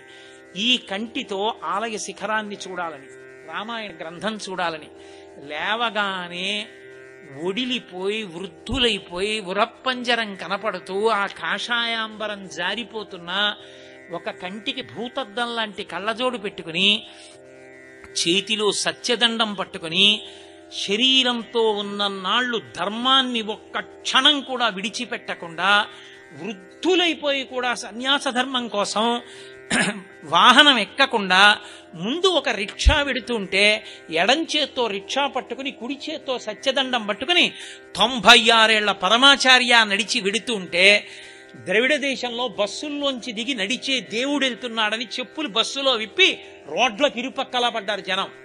అటువంటి పరమాచార్య స్వామి వారి మూర్తిని అలా చూడాలని నీకు కాంక్ష కలిగితే, ఈ చెవులతో భగవత్ సంబంధమైన విషయములను జుర్రుకోవాలని నీకు ఆర్తి కలిగితే, ఎప్పుడు భగవత్ సంబంధమైన విషయములను వినాలని భక్తం కర్ణేభి శృణుయామ దేవాహ అన్ని కనిపిస్తే, ఏది తిన్నా పరమేశ్వర ప్రసాదము తప్ప పరమేశ్వర ప్రసాదము కాని దానిని తినలేనని నీ నాలుక అంగీకరించకుండా ఈశ్వర ప్రసాదమునందు రుచి చూడకుండా తినగలిగిన వైభవము నీకు అబ్బితే, ఇప్పుడు నువ్వేది మానేశావు? ఇంతకుముందు తిన్నావు, ఇప్పుడు తిన్నావు. అప్పుడు నీ కొరకు తిన్నావు, ఇప్పుడు ఈశ్వర ప్రసాదంగా తింటున్నావు. తినేటప్పుడు మౌనంగా యజ్ఞం చేస్తున్నావు. నువ్వు ఎక్కడ అన్నం తిని లేచిపోయావో అక్కడ ప్రతి పూట యజ్ఞం జరిగిందని గుర్తు. నువ్వు సోమయాజివి. ఎందుకని? నువ్వు భోజనానికి కూర్చున్నావంటే పైన చొక్కా బనీను లేకుండా గోచి పోసి పంచె కట్టుకుని అహం వైశ్వానరో భూత్వా ప్రాణినాం దేహమాశ్రిత ప్రాణాపాన సమాయుక్తం పచాన్యన్నం చతుర్విధం. ఇక్కడే ఉంది వైశ్వానరాగ్ని. అందులోకి నేతి అన్నాన్ని మృగముద్రతో పట్టి 5 మాటలు పంటికి తగలకుండా నాలుక మీద పెట్టి మింగుతున్నావు. గోవిందనామం చెప్తూ లోపల ఉన్న అగ్నిహోత్రానికి హవిస్సు వేస్తున్నావు. ఉత్తరాపోసనం పట్టి లేస్తున్నావు. నువ్వు ఎక్కడ కూర్చుని అన్నం తిన్నావో అక్కడ యజ్ఞం జరిగినట్టుగా ఈశ్వరుడు వేస్తాడు. ఎప్పుడు? అప్పుడు తిన్నది అదే పదార్థం. నువ్వు చొక్కా ప్యాంటు వేసుకుని వచ్చి కుక్క కలియబడినట్టు కలియబడి తిన్నా అదే. నువ్వు చొక్కా బనీను విప్పుకుని, నీకు చొక్కా బనీను విప్పి తినడానికి ఎందుకంత బాధ? సంకలో సెగ్గెడ్డేస్తే 30 రోజులు విప్పుకు తిరుగుతావే. పరమేశ్వరుడి పేరు చెప్పి చొక్కా బనీను విప్పి తినడానికి ఏమిటి కష్టం నీకు? ఇది వచ్చేస్తుందా నీతో? పరమేశ్వరుడి కొరకు దీన్ని ఉపయోగించడంలో ఉంది ధన్యత. కాబట్టి నువ్వు యజ్ఞం చేసిన వాడి అవుతావు. అప్పుడు అన్నమే తిన్నావు, ఇప్పుడు అన్నమే తిన్నావు. ఇప్పుడు భక్తి పాశం పడింది. భక్తిపాశం పడిన కారణం చేత ఎలా పడితే అలా తినడానికి నువ్వు అంగీకరించు. ప్రాణం పోయేటట్టుంది, ధర్మశాస్త్రం అంగీకరించింది, కసిన పాలు తాగుతావు, 2 పళ్ళు తింటావు అంతే. తప్ప ఎట్టి పరిస్థితుల్లో పరిశేచనం చేసి కూర్చుని తినాలి అంటే ఆ శౌచం ఉంటేనే తింటాను అని నువ్వు అనగలిగితే ఇప్పుడు నీ మీద భక్తి పాశం పడిందని గుర్తు. ఆ పాశం పడితే ఇక మన్మథ బాణం పడదు. ఎందుకని? ఆయన శక్తి అంతా ఆవిడ మీదే ఆధారం, ఆయనకి ఏముంది కనుక. ఆవిడ కడగంటి చూపి ఆయన బలం, ఆవిడే ఇలా చూసి అందో ఇక బాణం మీద. కాబట్టి జీవన్ముక్తుడవుతాడు. మూకశంకరుడు మూకపంచశతి చేస్తూ కటాక్ష శతకంలో ఒక అద్భుతమైన శ్లోకం చేశారు. అసలు మూకశంకరులలో పలికించింది పరదేవతే, ఆయనకి నోరు లేదు, అమ్మవారే ప్రవేశించి పలికించింది, వసిన్యాది దేవతలతో లలితా సహస్రం చెప్పించినట్టు. ఆయన అంటారు, నీలో పిరాగమధికం జనయన్ పురారే లోలోపి భక్తిమధికాం దృఢయన్నరాణాం వక్రోపి దేవి నమతాం సమతాం వితన్వన్ కామాక్షి వీక్షణ మదంగపాత. అమ్మవారిని స్తోత్రం చేస్తూ ఆయన అంటారు, తల్లి నీ కడగంటి చూపుందే, ఇలా చూస్తుంది అమ్మవారు. అమ్మవారు ఇలా చూసిందనుకోండి మనకు భయం వేస్తుంది, ఏమిటి ఇటు తిరిగి నా వంక చూసింది. నేను ఇలా ఉపన్యాసం చెప్తూ ఇలా చూశాను అనుకోండి, ఎవరో ఏదో మాట్లాడటమో ఏదో చేస్తేనే కదా ఇలా చూస్తాను ఆపి, లేకపోతే ఎందుకు చూస్తాను, చూడను. పరదేవత ఇలా తిరిగి చూసింది అనుకోండి మనం భయపడతాం, ఇలా కళ్ళు తెరిచి చూసింది అనుకోండి భయపడతాం, ఇలా కళ్ళు చిట్లించేసింది అనుకోండి విముఖురాలైందంట, ఇలా కనుబొమలు ముడేసింది అనుకోండి ఆలోచించిందంట. శంకరాచార్యుల వారు సౌందర్యలహరిలో అసలు నిజంగా అద్భుతం ఆయన ప్రయోగాలు. అమ్మవారు ఎప్పుడు కనుబొమలు ఇలా ఉంటాయి, ముడి వేస్తుంది కాదు. ఇలా ఎందుకు ముడేస్తారు? ఆలోచన, ఎప్పుడైనా ఆలోచన కలిగితే ఇలా వేస్తారు. ఆవిడ దేని గురించి ఆలోచించాలి? ఆవిడికి ఏమిటి సమస్య? మనమే ఆవిడ సమస్య. శంకరులు అన్నారు, భ్రువవు భుగ్ని కించిత్ భువన భయభంగ వ్యసనిని అన్నారు. అయ్యయ్యయ్యో, మనుష్య శరీరం పొందాడు, ఇలా పాడైపోతున్నాడు రా, మళ్ళీ ఏ తిరియక్కైపోతాడో, వీడు పాడైపోతున్నాడు రా, వీడు భక్తితో ఉండట్లేదు రా, బుద్ధినిచ్చాను రా, అమ్మా అంటే చాలు రా పలుకుతాను రా అని బెంగ పెట్టుకుని ఇలా ముడేస్తుంది. అమ్మా నీ కారుణ్యం అమ్మా అన్నారు ఆయన. కాబట్టి ఆ తల్లి యొక్క కడగంటి చూపునే స్తోత్రం చేస్తారు. ఇలా చూడదు, ఇలా చూస్తుంది అనకూడదు, ఇలా ఉంటుంది, ప్రశాంతంగా ఉంటాయి కళ్ళు. ఇక దరదళిత, విచ్చుకోని తామర పువ్వు అంట. ఇలా ఉండకూడదు, ఇలా ఉండకూడదు, ఇలా ఉండాలి. ఇలా మూసుకుందంటే ప్రళయం అయిపోయిందని గుర్తు, ఇలా తెరిచిందంటే రౌద్రంగా ఉందని గుర్తు, ఇలా ఉందంటే ప్రసన్నంగా ఉందని గుర్తు, కనుబొమ్మలు ముడియేసిందంటే మన గురించి ఆలోచిస్తోందని గుర్తు. కాబట్టి ఆవిడ మన కోసం ఇలా తిరగకూడదు. ఆవిడ అత్యంత ప్రేమ ఉందనుకోండి, నేనేం చేస్తుంటాను, అది ఉందో లేదో అందరి ముందు తీస్తే బాగుండదు, కానీ దాన్ని నేను చూసుకుంటూ ఉండాలనుకుంటే ఇలా చూసుకుంటూ ఉంటాను కదా. నా మనవడు వచ్చాడు అనుకోండి సభకి, ఇంకా నాకు మనవాళ్ళు లేరు, మనవడు వచ్చాడు అనుకోండి, వాడిని సభకి తీసుకొచ్చాను అనుకోండి, వాడు అక్కడ కూర్చున్నాడు అనుకోండి, వీడు కానీ అల్లరి చేస్తున్నాడా, ఏమి గురువుగారు మనవడు అని చెప్పి వాడిని ఓదారుస్తున్నారా అని అప్పుడప్పుడు ఇలా చూసుకుంటూ ఉంటాను. ఇలా చూస్తే బాగుండదని ఇలా అంటుంటాను. ప్రేమ ఉంటే కటాక్షం, కడగంటి చూపు చూస్తుంది. అమ్మవారిని మూకశంకరులు అన్నారు, అమ్మ నీ కన్ను నల్లగా ఉంటుంది. నల్లగా ఎందుకుంటుంది అంటే ఆమె కన్ను ఎరుపు ఎక్కకూడదు. ఆమె కన్ను ఎరుపు ఎక్కిందా ఎదుట ఎవడు నిలబడగలడు, ఆమె ఆదిశక్తి. కాబట్టి అమ్మ నీ కన్ను నల్లగా ఉంటుంది. నల్లగా ఉన్నది ఎర్రతనాన్ని కల్పించకూడదు. ఎందుకని? నేను చాలా ప్రసన్నుడనై ఎంతో సంతోషంగా, నల్లని చూపు అంటే ప్రశాంతంగా, చల్లని చూపు అని అర్థం. నల్లని చూపు, చల్లని చూపు, అది అవతల వాళ్ళలో ఉద్రేకాన్ని కల్పించదుగా. ఉద్రేకం కల్పించకపోతే రజోగుణం పుట్టదు, రజోగుణం పుడితే ఎరుపు. కాబట్టి కోరికలు అవి ఏం పుట్టవు. కోరిక పుట్టింది అంటే ఎరుపు అని గుర్తు. అమ్మవారు చల్లగా చూసిందంటే ఉన్న కోరికలు అణిగిపోతాయి. ఆవిడ పాదాల మీద అనురక్తి తప్పింకే ఉండదు. ఆవిడ పాదముల మీద అనురక్తి కోరిక కింద రాదు. కాబట్టి అమ్మా నీ నల్లని కంటి చూపుందే, ఇలా నువ్వు చూసిన చూపుందే, అది ఎరుపు పుట్టించకూడదుగా. కానీ చిత్రం ఏమిటంటే అమ్మ పరమశివుడి మనసులో ఎరుపు పుట్టించింది. ఆయన మనసులో అనురాగం పుట్టిందమ్మా నీ మీద.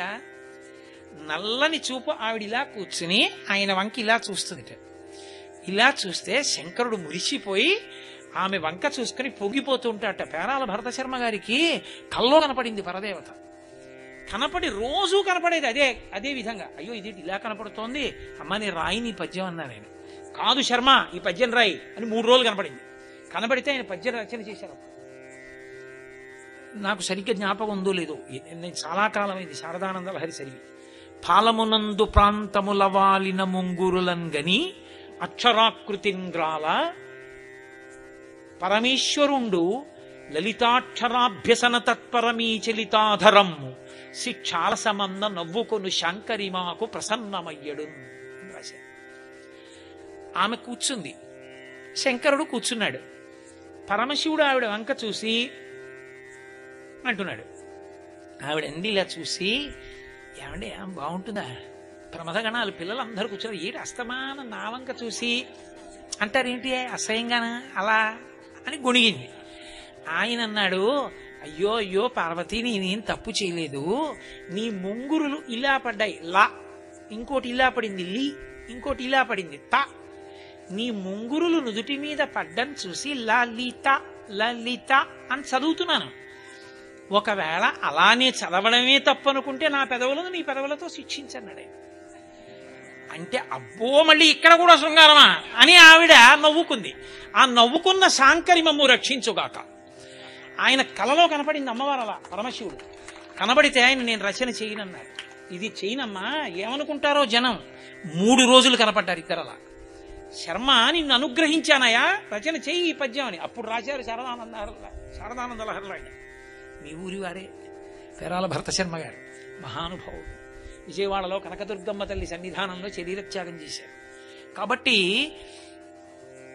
ఆ తల్లి నీలో పిరాగమధికం జనయన్ పురారే, నల్లని కన్ను ఎరుపుతనాన్ని పుట్టించకూడదు. కానీ అమ్మ నువ్వు ఇలా చూస్తే శంకరుడి మనసు ఎరుపెక్కుతోంది, కోరిక పుడుతోంది ఆయనలో.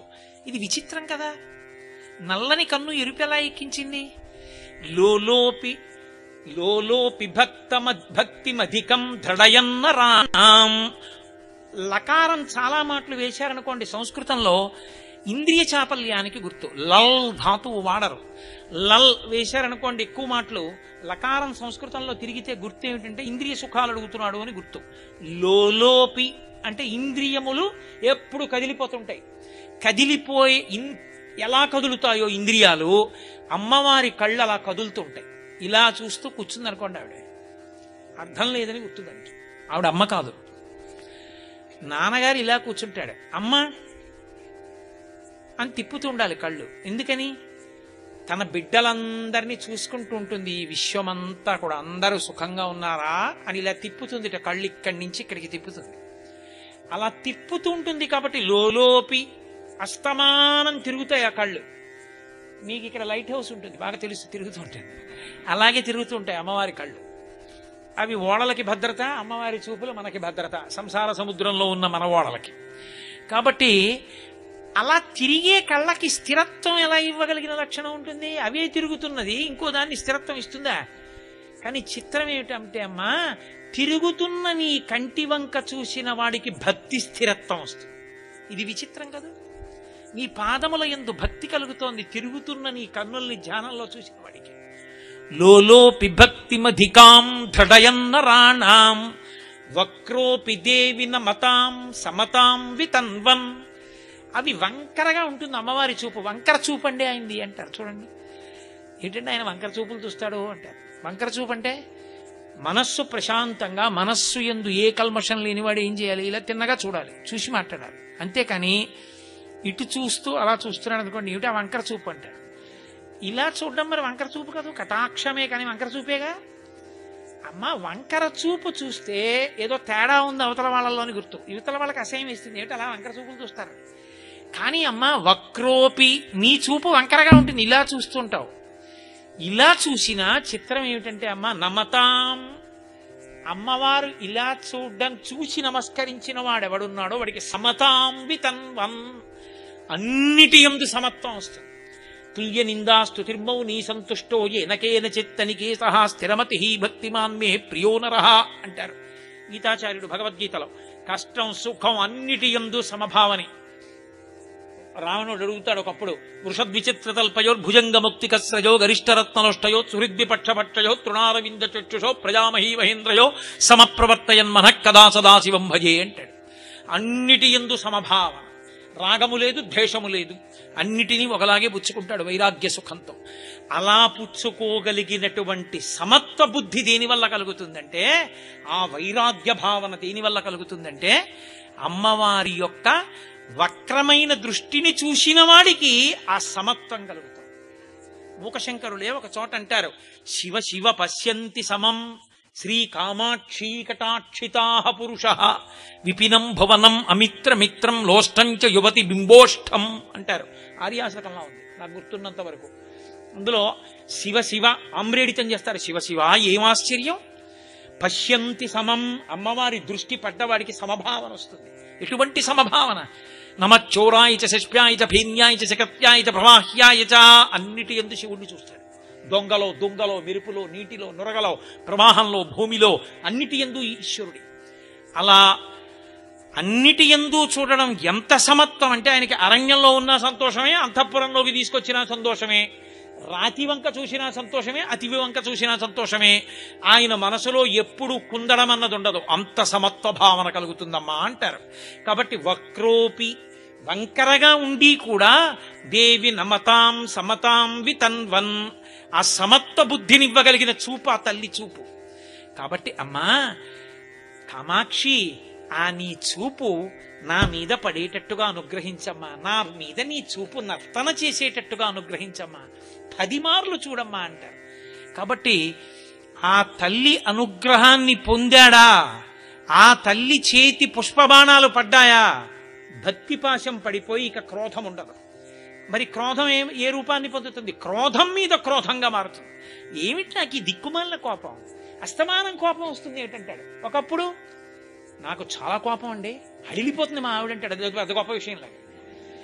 అమ్మవారి అనుగ్రహం కలిగింది అనుకోండి, ఏమిటి ఈ కోపం నాకు అస్తమానం చటుక్కుని వస్తుంది, దిక్కుమాలిన కోపం, ఈ కోపం పోదా ఏమిటి? కోపం మీద కోపం వస్తుంది. ఇప్పుడు ఉత్తమ కోపం. రాగం ఉంటుంది. దేని మీద రాగం? ఈశ్వర సేవ యందు అనురాగం. భక్తిపాశములు పడ్డాయి. ఆయన చేతిలో ఉన్న కోదండమో బాణములే ఈవిడ చేతిలోనూ ఉండాలి. అందుకే శివుణ్ణి భర్తగా చేసుకోవాలంటే మన్మధుడి శక్తి చాలకపోతే ఆవిడ తీసుకుని పెట్టుకుంటే ఆవిడ సింహకామ సుందరి, మనకి అఖిలాండేశ్వరి, మనకి అమ్మ. కాబట్టి ఒరే నాన్న నీకు భయం ఎందుకురా అని కూర్చుంది. ఒక్క మాట చెప్పి పూర్తి చేస్తా. ఇప్పుడు నాకు ఒకటి చెప్పండి, ఆయుధాలది గొప్ప, అమ్మవారిది గొప్ప? ఆ పుష్పబాణాలుగా ఏమైనా చేస్తాయా? అమ్మవారు ప్రయోగిస్తే.